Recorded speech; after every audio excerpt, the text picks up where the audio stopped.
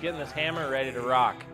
So previously we wired it up to a NEMA outlet, and basically whenever Michael wanted to fire this thing up, he had to go flip the breaker. So we're putting in a safety switch today. This is going to be a lot better. He'll at least be able to turn this thing on and off from the wall right near the machine.